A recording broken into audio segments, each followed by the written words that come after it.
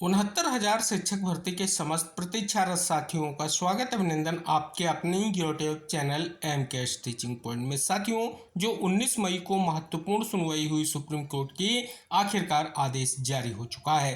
Court number 7 में serial number 28 पर जो महत्वपूर्ण सुनवाई हुई, जैसा कि आप यहां पर अवलोकन करेंगे, यह सुनवाई जस्टिस दीपांकर दत्ता और जस्टिस एजी मसीह सर की बेंच में हुई। तो आखिरकार कोर्ट का आदेश जारी हो चुका है। तो जैसा कि साथियों आप सभी के समक्ष महत्वपूर्ण आदेश आ चुका है। साथियों, इस आदेश के निष्कर्ष को डिस्कस करेंगे और शेष क्या कुछ महत्वपूर्ण जानकारी आ चुकी है सभी चयनित साथियों के लिए और सभी अचयनित साथियों के लिए कि कोर्ट ने महत्वपूर्ण क्या आदेश जारी किया है।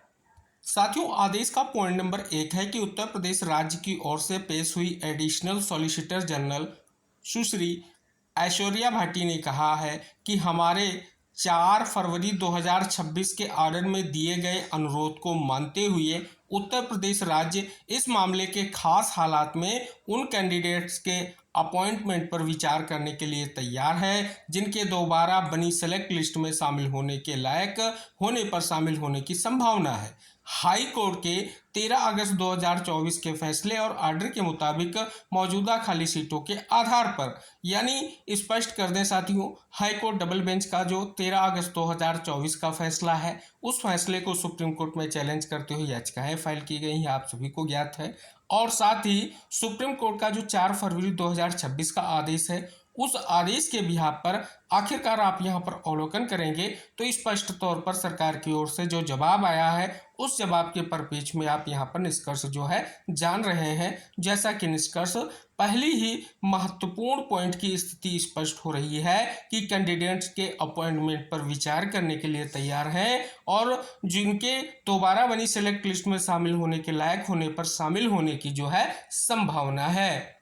आगे साथियों स्पष्ट किया गया है कम से कम योग्यता पूरी करने वाले उम्मीदवार और इस शर्त पर कि भविष्य के मामलों में ऐसी एक्सरसाइज को मिसाल नहीं माना जाएगा, ये भी निष्कर्ष जो है डिस्कस किया गया है। अगला पॉइंट है कि हम उत्तर प्रदेश सरकार के फैसले की तारीफ करते हैं और उसे यह काम पूरा करने के लिए 6 हफ्ते का समय देते हैं। स्टेटस रिपोर्ट इस कोर्ट के सामने वापसी की तारीख पर रखी जाएगी। 21 जुलाई 2026 को रेगुलर बेंच के सामने लिस्ट किया जाएगा। स्पेशल लीव पिटीशन और उससे जुड़ी एप्लीकेशन को पार्ट सुना हुआ नहीं माना जाएगा।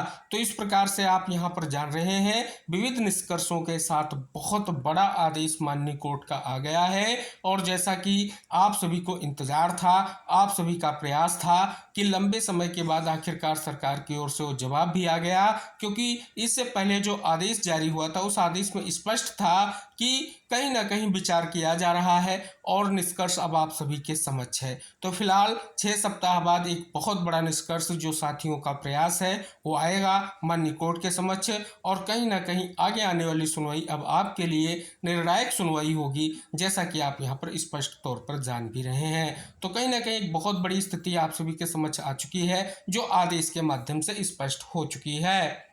तो साथियों, इस प्रकार से जो सुनवाई हुई और आदेश आपने यहाँ पर जाना है, बहुत बड़ी अपडेट आप सभी के समक्ष आ चुकी है। फिलहाल आप सभी का जो इंतजार था कि माननीय कोर्ट का लिखित आदेश कब आएगा, तो लिखित आदेश भी आ गया है। तो आप सभी से निवेदन है कि इस वीडियो को शेयर करें, चैनल को सब्सक्राइब करें। अगली जानकारियों के साथ अगले वीडियो में हम फिर उपस्थित होंगे। तब तक के लिए टेक केयर, बाय बाय साथियों।